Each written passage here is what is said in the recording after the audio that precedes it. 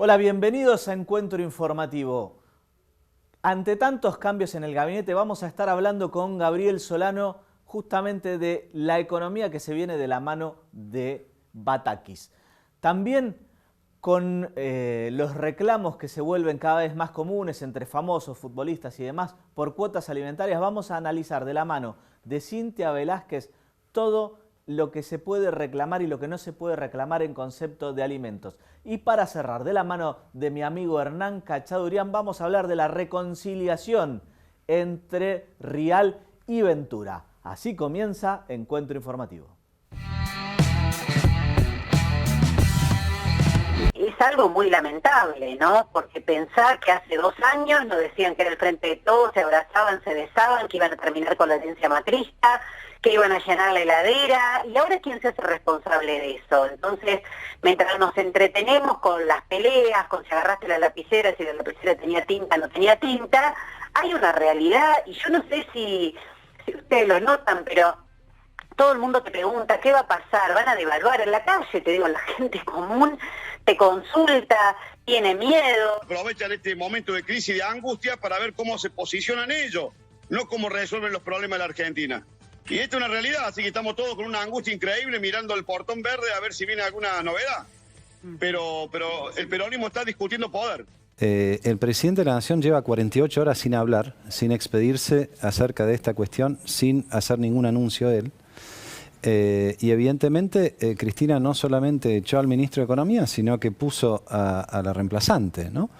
Entonces no hay ninguna duda de que la que gobierna es Cristina. Yo no fui formado en un partido político, la verdad que fui formado adentro del movimiento obrero. Y siendo muy chico, cuando Perón pasó la inmortalidad, toda esa historia que nuestros viejos nos contaron. Yo soy de otra generación que no lo vio a Perón, pero que nuestros grandes en Ensenada fueron parte de esa gesta del 45.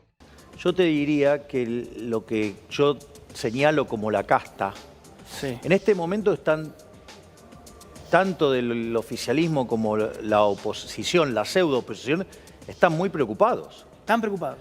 Claro, porque la situación de Argentina es muy grave, es muy grave.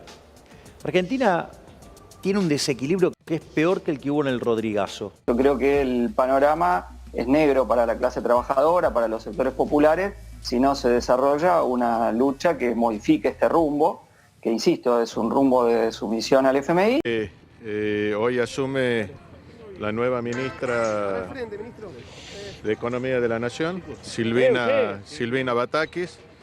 Es una mujer a quien conozco hace mucho tiempo, una economista de excelencia, con una gran experiencia, que ha tenido enormes responsabilidades a lo largo de toda su vida profesional y bueno, y obviamente hoy probablemente en el transcurso de la tarde, vamos a ver si se completa la documentación técnica, estaría haciéndose cargo del área de economía. Así que bueno, creo que esto tiene que ver con la dinámica propia del gobierno y de la gestión luego de la partida del ministro Guzmán, ¿no? 8:30 de la mañana, en ese sector que ustedes están divisando ahora, ingresó la flamante ministra de Economía y podemos confirmar lo que vos recién marcaste, también la información de Gabriel, bien temprano. 5 de la tarde, jura en el Salón Blanco de la Casa de Gobierno, en la Casa Rosada, obviamente al acto de las 18, que ya también lo habían durante la mañana hecho trascender desde la información presidencial, ese alivio fiscal para monotributistas, ese acto que se dará en el Museo del Bicentenario. Bueno, 5 de la tarde entonces, confirmado, jurará Silvina Batakis. Usted que trabajó con Batakis, conoce su pensamiento. ¿Cómo es Batakis? ¿Administrando? Ordenada, ¿Cómo es ordenada, sentido común, ordenada, sentido común, pragmática y profundamente desarrollista, con una muy buena interrelación con todo el mundo empresario. De hecho, yo tenía el Consejo Productivo Provincial y trabajábamos codo a codo con ella, con el campo, con la construcción, con la industria, con el comercio. Esas son las características de ellas, y seguramente con el correr de las horas y cuando tenga oportunidad va definiciones sobre distintos temas de actualidad. Estamos ahora con Gabriel Solano, él es legislador porteño por el Partido Obrero. ¿Qué tal, Gabriel? ¿Cómo estás? ¿Cómo estás? Muy bien. Bueno, pregunta obligada, ¿no? Cambios en el gabinete. ¿Cómo ves, bueno, por un lado la salida de Guzmán y qué cambia con el ingreso de Batakis? Mira, la salida de Guzmán creo que es primero consecuencia de un fracaso. Esto es importante decirlo. Sí. Una inflación que se acerca al 80%, una brecha cambiaria del 100%, un comienzo de ya estancamiento económico después del rebote pospandémico. Sí. Y especialmente bueno, según Alberto Fernández, la ausencia de dólares se debe al gran crecimiento y el gasoil y todo. Bueno, pero Alberto Fernández dice cualquier cosa. No quiero sumarme a la campaña de chicanas contra el presidente, pero realmente dice cualquier cosa. Decir que Argentina tiene un problema porque crece mucho es llamativo. Sí. Es llamativo, dejémoslo, digo, porque cuando uno tiene que empezar a refutar frases que no tienen sentido, también uno empieza a perder sentido, ¿no? Sí. Alberto Fernández tiene algo de inimputable en todo esto. Pero yo creo que es un fracaso, porque ellos nos prometieron que con la renegociación de la deuda privada primero, y luego en el Fondo Monetario nos íbamos para arriba. Sí. Pasó todo lo contrario, teníamos razón nosotros. Bueno, se hablaba, me acuerdo al principio del gobierno, de una salida a la griega, ¿no? Que tuvieron un momento de muchísima presión del FMI y llegó un punto de colapso donde dijeron, bueno, necesitamos crecer para poder empezar a cumplir, antes no se puede. Bueno, pero acá lo que hay es lo contrario, acá lo que hay es una política de ajuste que básicamente la forma que adopta el ajuste hoy es la inflación. Porque la inflación es una forma de distribuir la renta nacional de una manera distinta a la que estaba en el pasado. Entonces, ¿quién pierde con la inflación? El que vive de un salario, el que vive de una jubilación, el que vive de un plan social, es decir, que vive de un ingreso fijo. En definitiva, todo el que no cobra en dólares. El que no cobra en dólares, el que no remarca, porque el que remarca, por ejemplo, hay empresarios que venden en pesos, que han tenido beneficios extraordinarios porque remarcan. Es decir, que la industria alimenticia, por ejemplo, está remarcando a niveles, digamos... Bueno, esa es la que no perdió ni siquiera en el 2020. Esa es la que no pierde nunca. Y en cambio, el pueblo argentino cada vez con su salario, su jubilación, gana menos. Entonces, acá hay un fracaso, digo, de fondo. Ahora, se va Guzmán y nadie quiso agarrar. Esto es interesante. Porque de acuerdo a la información periodística, yo no estuve en la Quinta de Olivos, pero los diarios son bastante elocuentes al respecto, le ofrecieron el cargo a muchos sectores y nadie quiso agarrar. Quien termina aceptando el cargo de ministra de Economía, no es nada contra ella específicamente, pero es una persona, no es conocida. No es una persona conocida. Sí, bueno, dentro del peronismo, sí, ella fue ministra de Scioli. Sí, pero no tiene, ¿cómo se puede decir? No era la primera opción, no era la segunda opción, no era la tercera opción. Da la impresión de que fue más por descarte que por convicción inicial. Redrado no quiso, Marco Labaña no quiso, Agi no quiso, nadie quiso. Y es decir que hay una especie de default político del gobierno. Es decir, van a recurrir a una persona que además en el cuadro de un gabinete totalmente quebrado y fragmentado es solamente un único cambio. No cambian a otros miembros del gabinete. Se hablaba de Massa en el ministerio como jefe de gabinete, otra cosa. Nada de eso ocurrió. Eso era si iba a Labaña del ministro de Economía. Nada ocurrió. Entonces parece un cambio más de un inmovilismo de corto plazo, de una política económica que se va deteriorando, y uno escucha a la vocera presidencial, a Gabriela Cerruti, que dice, seguimos como estamos con el mismo plan económico. Es decir, vamos derecho al precipicio. Se va el ministro porque fracasa la política, y viene alguien y dice, seguimos exactamente igual. Bueno, no va a ser igual, va a ser peor. ¿Por qué va a ser peor? Todo el mundo descuenta que va a haber una devaluación mayor del tipo de cambio oficial, por lo tanto la inflación ya no va a ser del 80, sino que puede llegar a ser del 100. Eso en el mejor de los casos. Porque Argentina tiene una deuda en pesos que ya no puede pagar. Entonces se habla de una corrida mucho más fuerte, de un default de la deuda en pesos y de una crisis que la está pagando el pueblo argentino. ¿Por qué crees que ante un cambio tan importante como es el de un ministro de Economía, no hubo un anuncio oficial de Aníbal Fernández, lo único que... de Alberto, perdón, un furcio. Ya que ¿viste? Habla siempre antes que Mansur, por eso pensé en Aníbal. Pero no hubo ni un anuncio oficial del presidente, ni tampoco de la vocera, porque de hecho Cerruti lo comunicó por Twitter. Digo, nos gobiernan un poco por Twitter también. Es que es una improvisación. Es decir, por eso yo decía que es un default político. ellos tenían otros planes. Nada de eso caminó. Sí. Nada de eso caminó. Y llegan a la designación que llegan como consecuencia del rechazo de otros. Sí. Y el que viene a hacer una política de un ajuste, si vos querés, recargado. Porque una devaluación monetaria. Vos fíjate, el otro día se reunió la actual vicepresidenta, Cristina Fernández de Kirchner, Sí. con Melconian. Sí. De acuerdo a lo que dijo Melconian y a lo que también después algo reconoció la vicepresidenta, Sí. se charló la posibilidad de una especie de evaluación como fue en 2014. ¿No? Eso fue lo que Melconian lo dijo de una manera muy clara, lo que le sugería a la vicepresidenta es hacer lo que hizo Fábrega en 2014, una corrección de tipo de cambio más acelerada que de evaluaciones pequeñas. Sí. Bueno, ¿quién lo va a hacer? Nadie se quiere hacer cargo. Esto lo va a hacer ahora O sea, Batakis. Batakis entra para hacer esa devaluación. No cabe ninguna duda que eso va a ocurrir. El dólar se nos va. Bueno, ya está en 280 el tipo de cambio alternativo, con una brecha que supera el 100%. Sí. Es una desorganización económica extraordinaria. No vas a tener, nadie va a liquidar nada. Entonces, de fondo, acá ya el tema no es un ministro de Economía, acá hay un tema político de fondo. Acá hay una quiebra del gobierno, que abarca a todos los sectores.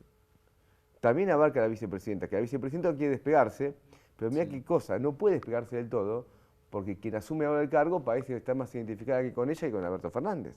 Sí. Es decir, que lo que haga también va a mostrar la política de Cristina De Fernández de hecho, si Kirchner. de haber ganado Scioli en el 2015 iba a ser ella la ministra de Economía. Claro, pero ella viene ahora a hacer lo que parece Cristina quiere que haga. Ahora, ¿qué es exactamente eso? El otro día, en su discurso de la... Bueno, por lógica, una de las cosas que deberían cambiar es que los salarios no queden tan retrasados respecto de la inflación, porque si bien en el gobierno de Cristina hubo mucha inflación, sobre todo en el segundo mandato, yo creo que la gente no lo sufría tanto porque no quedaban tan retrasados los salarios, como sí pasó, bueno, durante el gobierno anterior y durante este, ¿no? Sí, bajo el gobierno de Cristina Fernández de Kirchner, la inflación fue creciendo bastante, los salarios al final también empezaron a perder y la economía se empezó a estancar, por eso perdió las elecciones. También hay que ver, pero cuando hay unos pinta que llega un idilio y dice, ¿por qué perdiste? Porque si te ganó Macri... Sí, nadie que hace las cosas bien pierde. Bueno, y menos si te gana Macri. Digo, ¿por qué te gana Macri? Porque siempre en el discurso peronista estaba la idea que nada mejor que enfrentarlo a Macri. Porque la derecha no podía ganar por vía electoral, solo podía llegar al gobierno mediante golpes militares. Te ganó Macri. Sí. Es decir que en 2015 no era el mundo que nos quieren vender. Ahora, en la actualidad, el salario real ahora está por debajo de diciembre del año 2019. Es decir, la última estadística oficial. Es decir, está por debajo de la época macrista, y si vos querés, la peor época macrista que cuando perdió las elecciones. Claro. Entonces, acá el ajuste, digo, lo está pagando el pueblo, mientras otros sectores están ganando fortunas. Y acá hay que tomar medidas de fondo. Acá está el problema. En primer lugar, una deuda pública que es impagable. Sí. Absolutamente impagable. En todos los planos. La deuda en dólares, la deuda en pesos, que se ha creado, que es monumental. Que forma parte del acuerdo con el Fondo Monetario. Pues el acuerdo con el Fondo Monetario era que la asistencia que daba el Tesoro al Banco Central era reemplazado por deuda en pesos. Eso es impagable. En septiembre hay casi 1 billón de pesos que hay que renovar de deuda. ¿A qué tasa de interés? Es una locura. Eso significa el compromiso de emisión monetaria enorme para hacer frente a ese pago de intereses.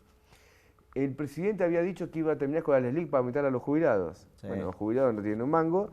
En LELIC ya son 6 billones el stock de LELIC, con 40% de interés más o menos anual. Siguieron haciendo casi la misma política económica. Sí, esto es una bomba de tiempo, de mecha bastante corta. Entonces la deuda es impagable, esta deuda en pesos es impagable, la quiebra del Banco Central ha sido llevada a niveles increíbles.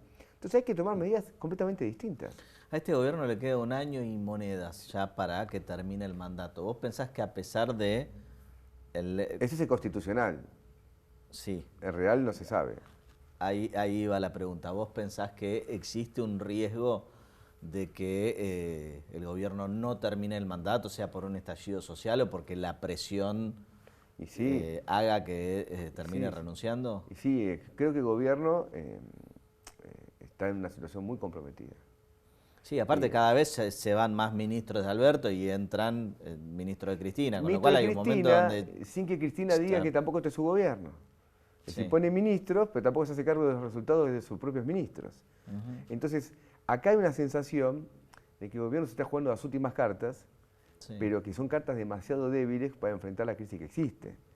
El otro día yo tuiteé, ahí cuando trascendió la información de que Batakis iba a ser la ministra, que era algo parecido a lo que fue, esto es lo que sabe más de política, bajo el gobierno de Alfonsín, cuando entró Jesús Rodríguez, que era más o menos, bueno, era ponerle el moño a un gobierno que se iba, y ya estaba, era administrar la derrota y tratar de entregar el gobierno. ¿Cuál es la diferencia? Que Jesús Rodríguez entró en el gobierno de Alfonsín faltando 2 o 3 meses para que se vaya. Acá falta 1 año y medio. Sí, falta todavía mucho para... Falta demasiado.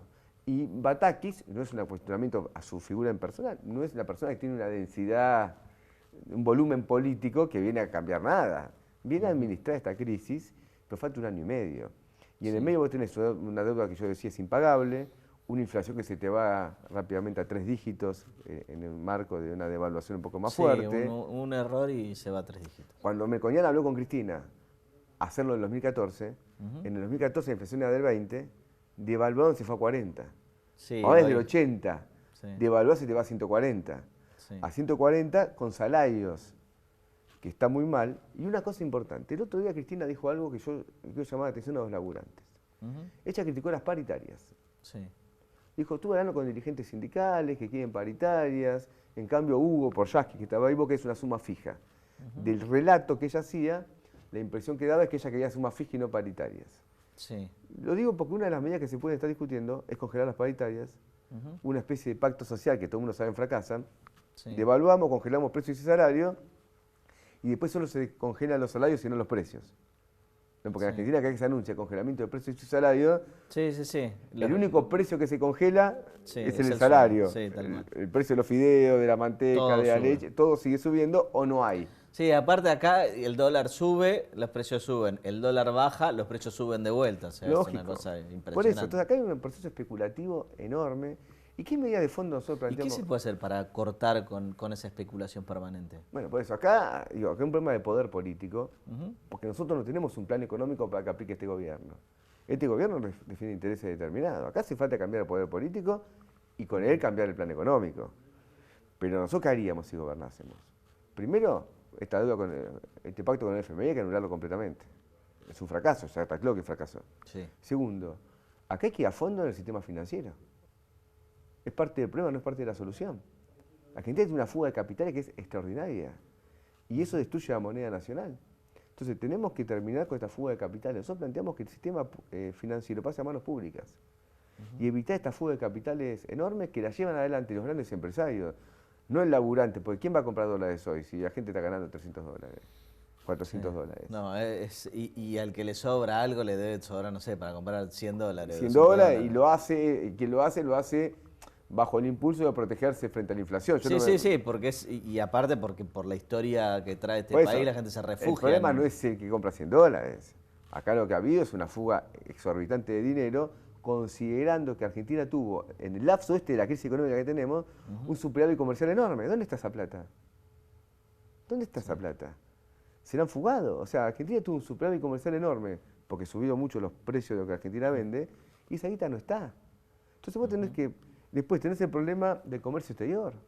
Argentina tiene un comercio exterior que es todo un problema, porque está manejado por un grupo de cerealeras internacionales que trasladan beneficios extraordinarios para ella a costa de los aumentos de los precios internos. E incluso evaden al fisco y realizan un intercambio comercial con el mundo que no persigue el desarrollo de Argentina. Nosotros planteamos nacionalizar todo ese sector. Sin estas medidas de fondo, Argentina no tiene futuro. Va a venir Bataki primero y vamos a ver una inflación de 150, devaluaciones más fuertes. Ahí está el tema que tenemos que ir a discutir. ¿Cuánto podría influir que se termine la obra del gasoducto de Vaca Muerta para modificar este problema que supuestamente tenemos siempre de balanza comercial? Yo no creo que pase por ahí. O sea, primero hay que ver los tiempos de este gasoducto. Los expertos dicen que llegue el año que viene es bastante inverosímil. Sí, cada vez menos porque estaba proyectado y se trabó las licitaciones. Por eso, acá no da la impresión de que eso pueda llegar. Es una obra de ingeniería de cierta complejidad, si no tanta, pero tiene cierta complejidad. Así que da la impresión de que no va a llegar el año que viene. De todas maneras, si Argentina tuviese un gasoducto, bueno, podría reducirse las importaciones de energía. Ahora, también nosotros tenemos que tener cuidado en lo siguiente.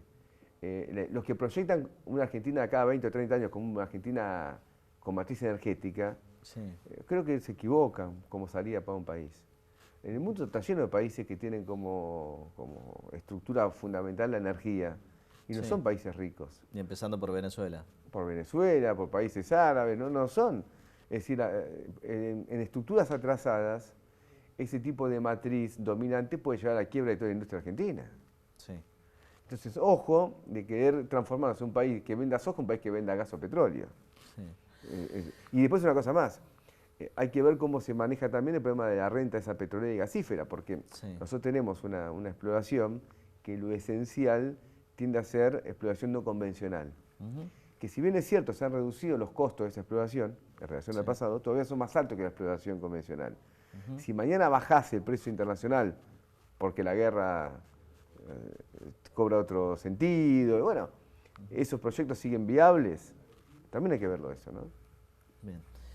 Te cambio un poquito, te traigo a la ciudad de Buenos Aires. Sí. ¿Vamos a tener que pagar estacionamiento por todos lados ahora? ¿En toda la ciudad tenemos estacionamiento medido? Bueno, es un proyecto ya aprobado y que está parado judicialmente, nosotros estamos completamente en contra. Originalmente fue una propuesta que también votó Frente de Todos, cuando no era Frente de Todos, se llamaba Frente para la Victoria, fueron cambiando de sus sucesivos nombres. Y ahora está judicializado, pero la intención del gobierno es avanzar. Claro, porque la ley es preexistente, lo único que cambió es la reglamentación o algo así. Claro, la ley es... Lo que ahora acaba de votarse en la legislatura es otra cosa. Se votó una ampliación del lugar de estacionamiento. Pero como va a ser medido, el momento que se aplique ese estacionamiento pago, también va a valer para los nuevos lugares. Claro. Razón por la cual todo el mundo se sacó cuenta, nosotros también, y por eso votamos en contra, que esa apertura de nuevos estacionamientos, llegado el momento de que se pague en todos los lugares, también va a ser más lugares pagos. Agregado otro hecho. Claro, porque hasta ahora lo único que se modificó es en los mismos lugares que hasta ahora el estacionamiento era medido con parquímetros, bueno, se hace con una aplicación, se cambió el sistema, pero el problema es que esto, digamos, al hacerlo con un sistema y que uno lo haga desde una aplicación del celular, lo trasladás a toda la ciudad muy rápidamente. Más rápido, porque no hace falta poner, digamos, las maquinitas. No hay que hacer ninguna obra. No hay que hacer nada. Ahora, ¿cuál es la contraparte de esto? La contraparte de esto, especialmente en el centro que se habilitó en nuevos lugares, es que no hay ninguna inversión en transporte público real. Vos vas a ver, agarré el presupuesto de la ciudad vigente, del 2022, agarré el 2021, lo mismo. No hay partidas para el subte. Se acabó la extensión de las redes subterráneas. ¿Por qué te digo esto? Porque si en algún momento se había hablado de hacer algo similar a la línea H, pero digamos trazando una línea mucho más cercana a la General Paz. No estamos ni cerca. Hay un mapa, ¿cómo se puede decir? Aspiracional, como se le dice, de las redes subte que tiene que tener la ciudad, que fue hecho hace mucho tiempo. Y obviamente es una red de subte que nada tiene que ver con la que existe en la actualidad. Pero es que lo que se había pensado, corregime si me equivoco, era algo similar a la red que hay en Madrid, que es una suerte de estrella, y la circunvalación. Se conecta a diferentes lugares. Por ejemplo, había una que iba por debajo de Nazca y que unía barrios como, por ejemplo, Villa del Parque con Rivadavia, entonces vos tomás la A. Bueno, muchísimas redes que se van ensamblando. Nada de eso se hizo y ahora no hay ningún presupuesto. Lo último que se inauguró fue 3 estaciones de la línea E, que van desde la estación Bolívar hasta Retiro, pero son estaciones que están hechas hace muchísimos años, que solo faltaban las vías, y para poner las vías estuvieron años. Entonces, ahora se autoriza el nuevo estacionamiento en el centro porteño, pero eso lleva a que cobre preeminencia el uso del transporte particular. Y el uso del transporte particular no es lo lógico de una ciudad como Buenos Aires. Te genera crisis de tránsito, te genera más gasto de energía, porque una persona para trasladarse gasta mucho más energía que 500 personas en un subte. O sea, no es un proyecto racional de tránsito, ni desde el punto de vista del gasto energético, ni desde el punto de vista ecológico, ni desde el punto de vista del tránsito y, digamos, la movilidad. Entonces, es un desastre y se tapa en un negocio, dentro de tantos negocios que tiene la ciudad de Buenos Aires. Muchas gracias, Gabriel, por haber venido.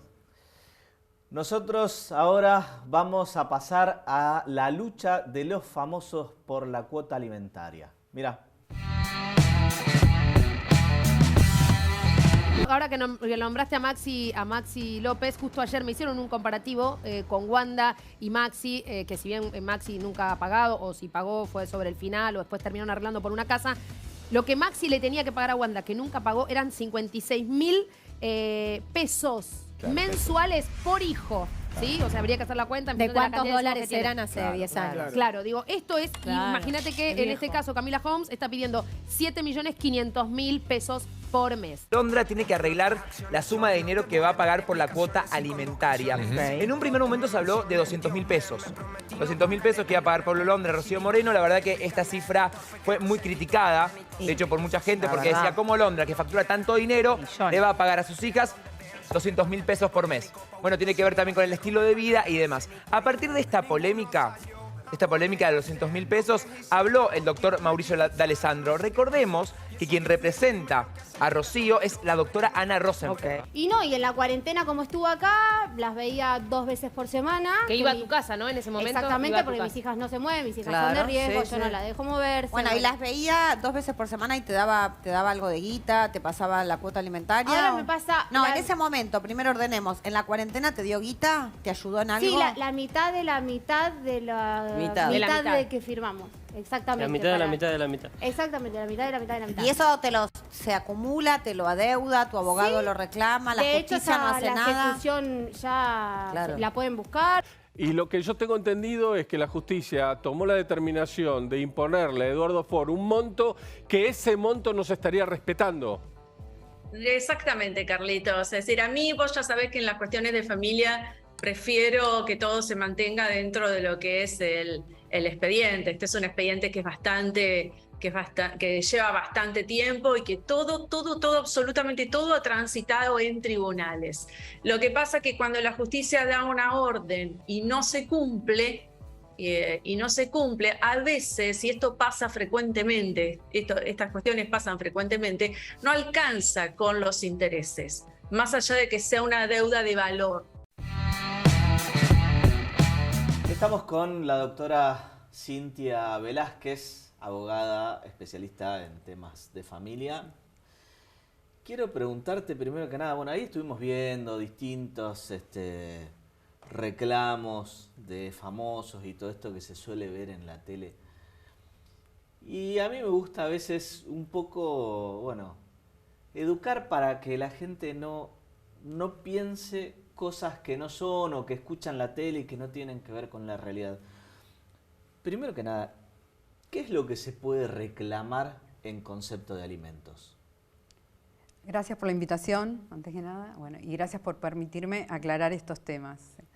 Se puede reclamar como alimentos, en realidad, es la cuota alimentaria que merecen nuestros hijos.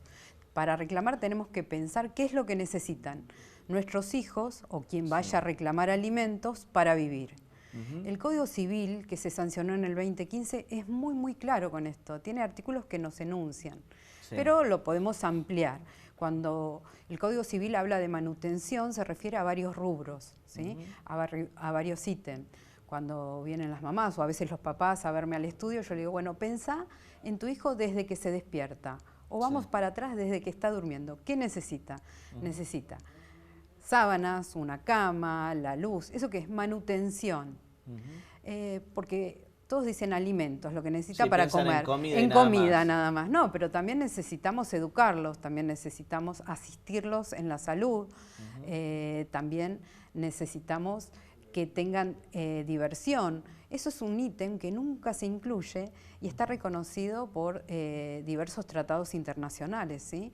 La cuota alimentaria, aunque no se crea, incluye los festejos de cumpleaños. Entonces, si vos me preguntabas, ¿qué necesitamos para reclamar? ¿Qué incluye el reclamo? Incluyen todos estos ítems. Para ordenar es la salud, la educación, la vestimenta, que se llama manutención. Después, el esparcimiento, y lo dice claramente el Código Civil. Son muchas cuestiones que incluyen esa cuota de alimentos, como se le suele llamar. Sí.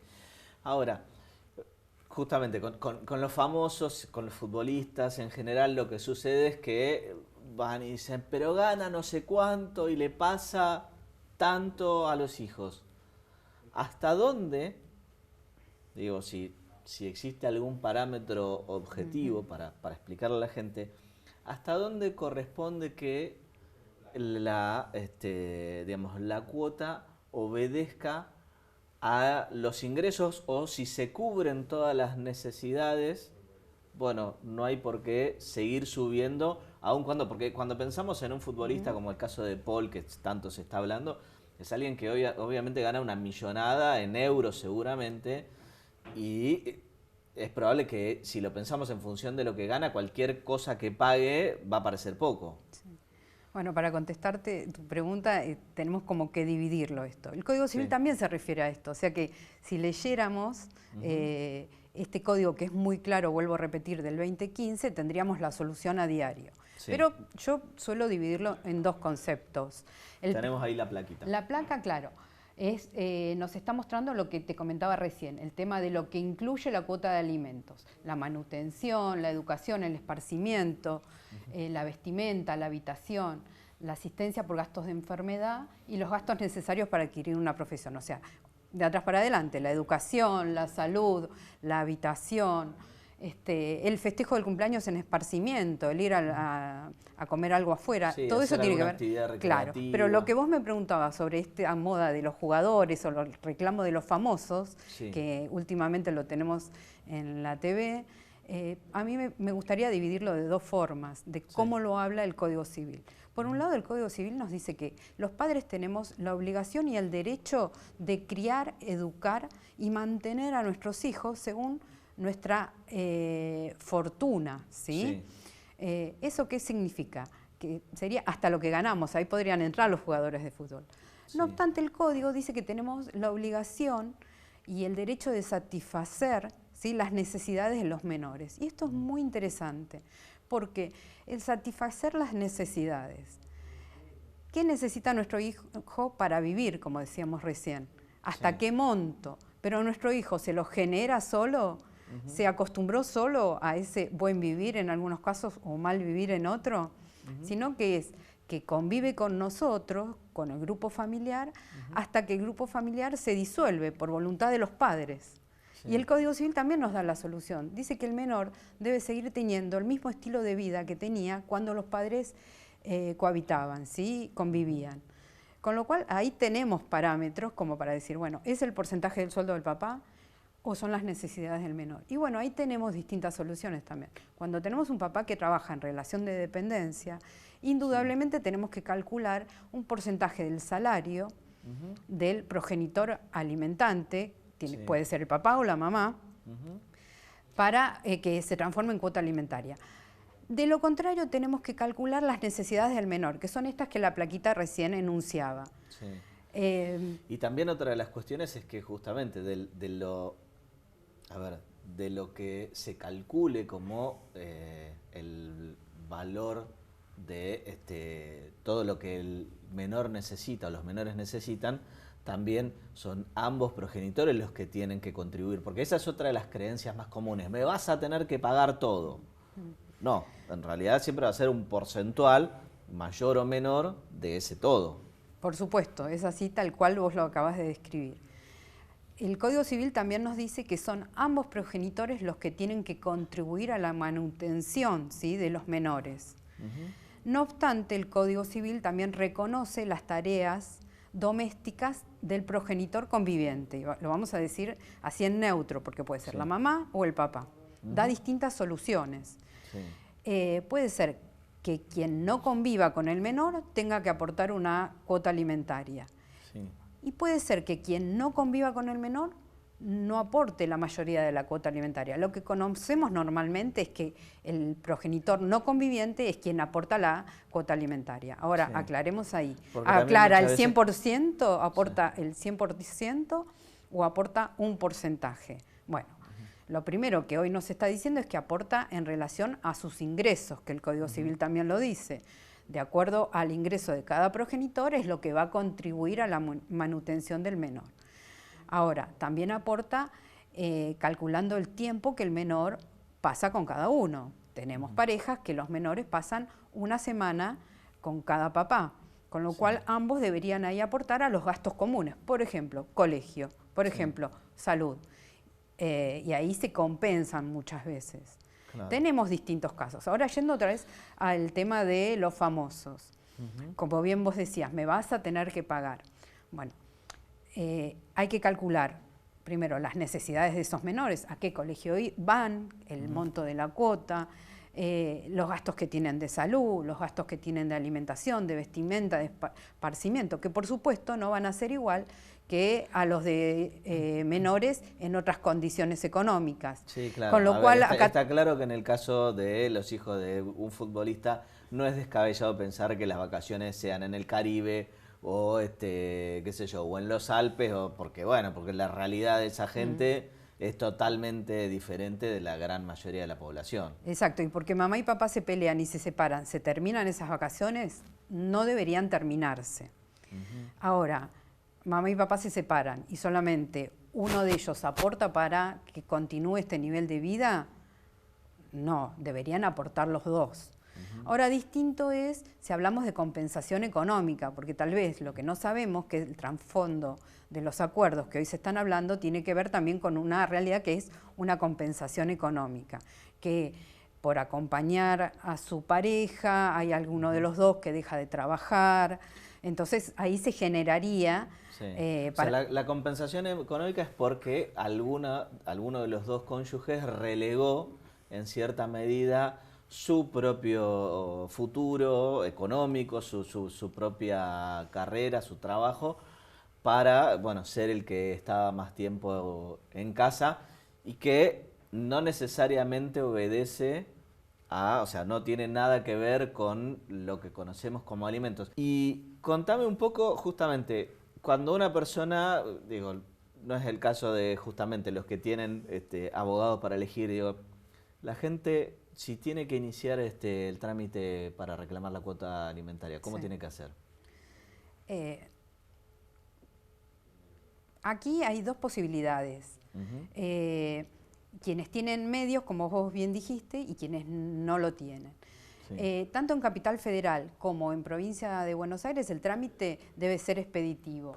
En Cava es necesaria la mediación previa obligatoria, como su nombre lo define, porque es obligatoria para todo proceso civil, salvo divorcio y algún otro, es necesaria una mediación previa obligatoria. Esto es un trámite rápido que se puede hacer sorteando en tribunales, ¿sí? Un juzgado, o haciéndolo de forma lo que se llama la mediación privada, con un mediador a elección de quien requiere. ¿Sí? ¿Y en provincia? Y en provincia es bastante similar, no obstante no existe este ámbito de mediación privada, sino que siempre hay que sortear un juzgado. Aquí entramos en una etapa previa judicial, ¿sí? Que ya vamos a caer en el mismo juzgado en donde tal vez después tengamos que litigar y en donde en vez de un mediador nos vamos a encontrar con un conciliador, ¿sí? Es una etapa previa que también tenemos una audiencia en donde se intenta acercar las posiciones de las partes, conciliar. Para que lleguen a un acuerdo y de esa manera fijen la cuota. Lo que dice el Código Civil es que tiene que ser el trámite más rápido, más abreviado posible. Sabemos que en provincia la asignación de las audiencias se están demorando entre 6 meses y 1 año. Con lo cual lo que yo siempre recomiendo es, por supuesto, consultar a un profesional. Para poder hacer este reclamo siempre tienen que hacerlo con un abogado que los represente. Siempre tienen que hacerlo con un patrocinio letrado. No obstante, en pueblos chicos donde nos manejamos con juzgados de paz, se puede ir directamente al juzgado de paz. En provincia de Buenos Aires también se necesita un letrado patrocinante y en Capital Federal, por supuesto, las dos partes necesitan un letrado patrocinante. Cuando alguien por ahí no tiene justamente recursos, ¿cómo puede hacer para conseguir un patrocinante y poder reclamar? En Capital Federal pueden acudir a lo que es el patrocinio jurídico de la Universidad de Buenos Aires, en el 8º piso del Palacio de Justicia, de Tribunales. Ahí es fácil, le toman el trámite. Y también lo mismo, sortean un mediador, ¿sí? Es el mismo trámite. Y en provincia de Buenos Aires, en cada uno de los colegios de abogados, pueden encontrar el patrocinio jurídico letrado gratuito. Sí, hay que recordar siempre que no solo se trata, porque muchas veces hay justamente una situación de desigualdad económica muy grande entre las dos partes, y a veces no se trata de que quien tiene que ir a contratar tenga recursos, sino de que se pueda... El tema es la celeridad en el trámite, encontrar a un profesional que se mueva rápidamente. En los patrocinios jurídicos suelen hacerlo con rapidez. El tema es que nos encontramos con la barrera de que dan audiencias, como yo decía, en provincia, 6 meses o a 1 año, ¿sí?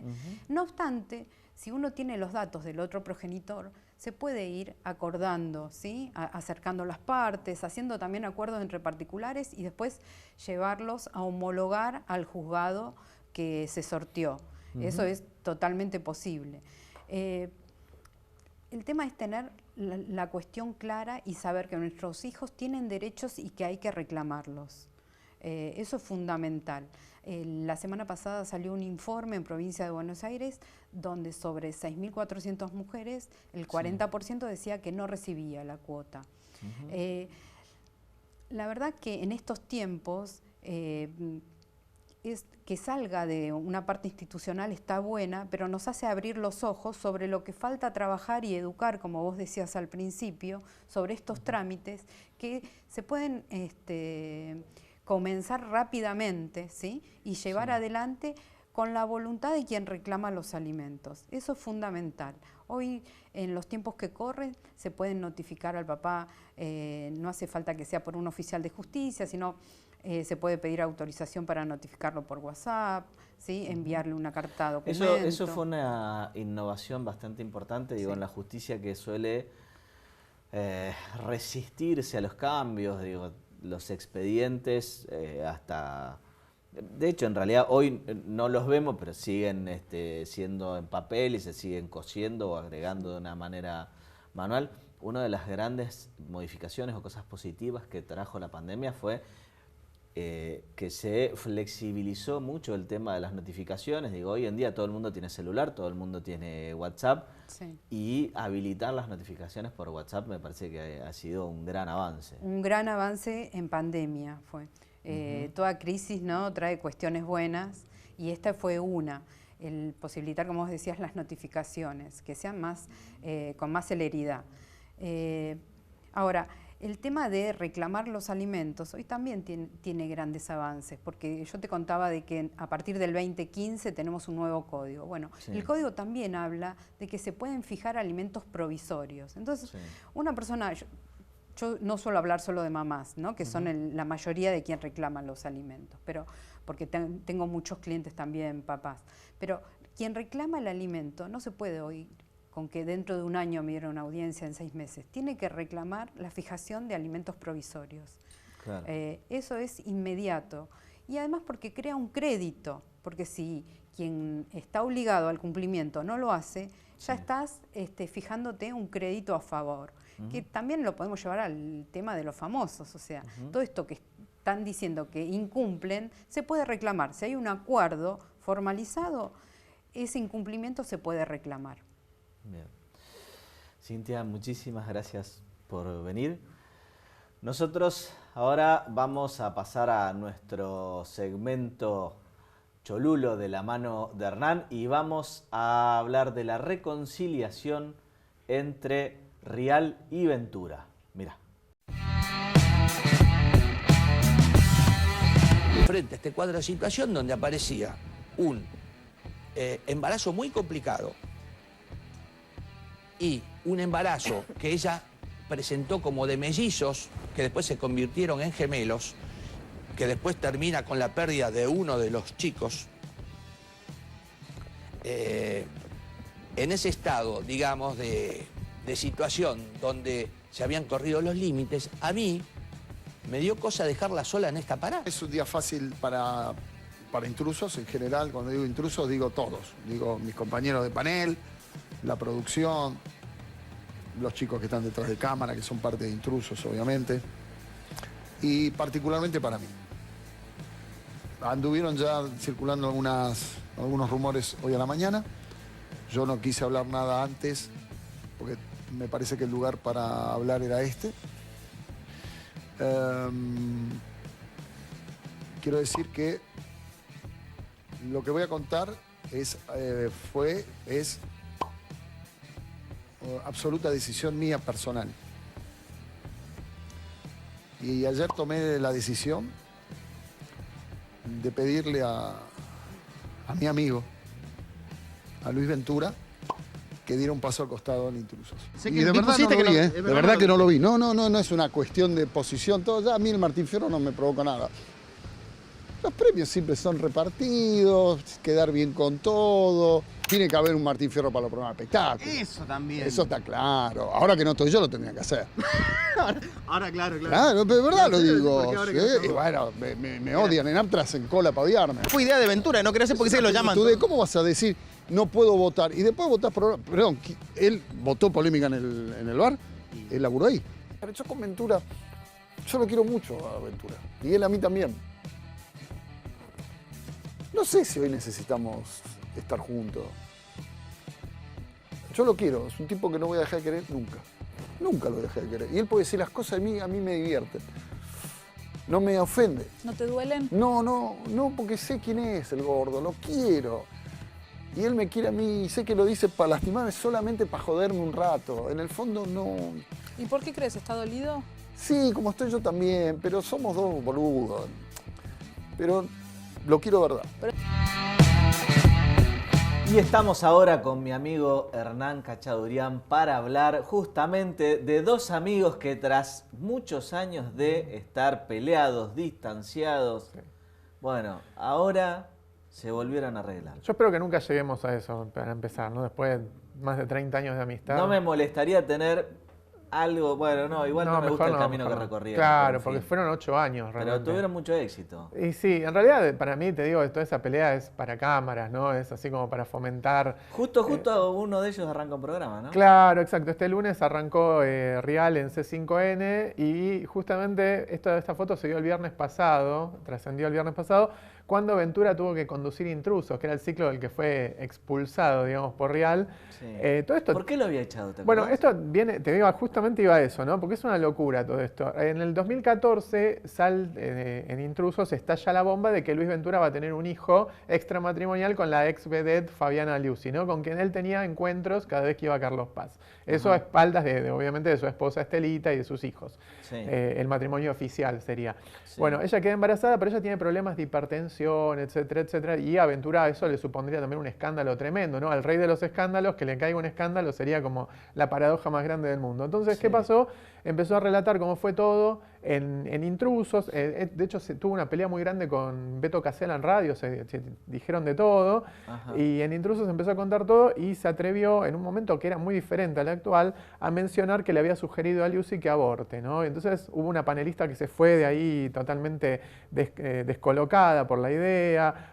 Fue muy criticado Ventura, justamente 4 años antes de que empiece este diálogo por el aborto, que finalmente termina en la ley. Claro, con la sanción de la ley. Y Rial lo echó. Al otro día... Al final era un visionario.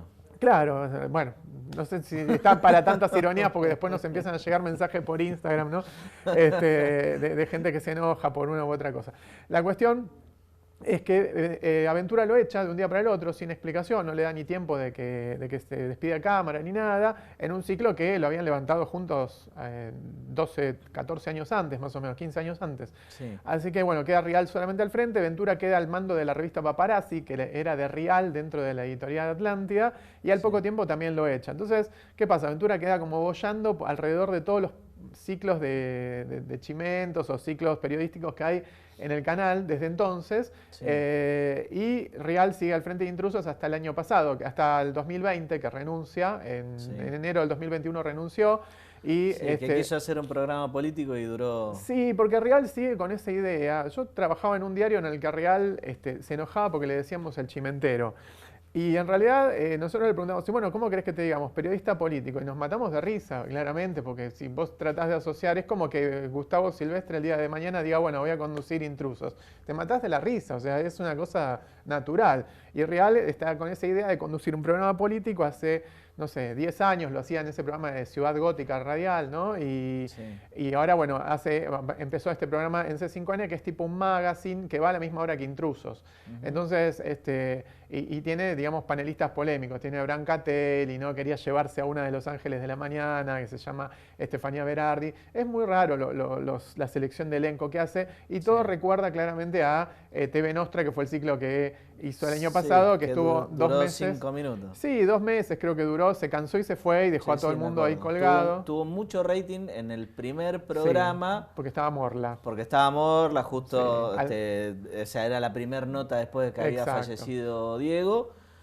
Pero después cayó estrepitosamente al segundo día bajó en la mitad y al tercer día trajo a Morla de vuelta a ver si lo podía remontar, y después estuvo 2 meses yendo y viniendo a Miami, que hacía el programa desde Miami, y agarró COVID, qué sé yo, le pasaron todas a Rial en ese tiempo, y al final cerró la persiana y se alejó de la televisión, en el medio se separó todo, y con Ventura vienen con estos 8 años tirándose dardos envenenados probablemente con curaré, de un lado y del otro, pero hay una relación en el medio, que es que Ventura es el hijo de es el padrino de Rocío, la hija menor de Rial. Entonces tienen como una relación obligatoria, tienen la cosa de verse. Y se encontraban en los pasillos del canal de vez en cuando, pero este es como el primer encuentro oficial, que lo coronan con una foto que publican en Instagram los dos, tomando algo en un bar, ¿no? Como que por fin hicieron las paces o algo por el estilo. En realidad es toda una cosa para que la gente se ría. Es divertimento esto, ¿no? No es algo totalmente... Y también les sirve a los dos para levantarse y que les presten un poquito más atención. Sí, bueno, Ventura en realidad no necesita que presten atención porque lo llaman de todos los programas de América. Ahora Rial está de capa caída hace un año,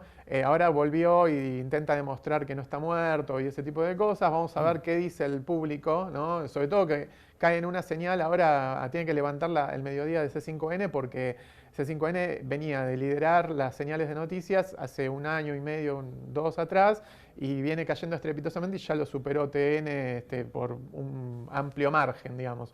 Así que vamos a ver cómo sigue esto. Bueno, por ahí la ventaja es que si Rial no hace un buen programa, no va a desentonar con el resto del canal. No, claro. Bueno, ya venía conduciendo en el canal Sobredosis de TV, ¿no? Que era el programa ese heredero de TVR, que tuvo un problema con Elizabeth Bernassi hace un tiempo atrás, porque nunca le avisaron a Elizabeth Bernassi que dejaba de conducir. Entonces tuvieron un entredicho con Rial en la puerta de Radio 10. Y bueno, es así Rial, o sea, el día de te amo, te odio todo el tiempo, genera problemas, se separa, lo encuentran tomando algo con otra periodista, con una modelo en Madrid, es así, es una montaña rusa de experiencias. Y Ventura es como un tipo más de barrio, pero juntos son dinamita. Entonces quizás veamos algo juntos otra vez, ¿no? Por lo pronto, los que están interesados pueden comprar el libro de Diego Gualda, que cuenta la verdadera relación entre Ventura y Rial, ¿no? Que se llamaba Socios. Escúchame, ¿pero que te va a pagar una comisión por...? No, Diego Gualda falleció hace como 8 años. lo escribió y falleció al poco tiempo, así que no hay comisiones, pero digo que es un libro muy interesante. No estás chiviando entonces. No, es un libro muy interesante. Bien, me parece bien. Bueno, nosotros vamos a seguir la semana que viene con las series y los programas más interesantes para las vacaciones de invierno. Exactamente. Por lo pronto nos vamos, te agradezco Hernán una vez más y nos vemos en una semana. Muchas gracias por estar ahí.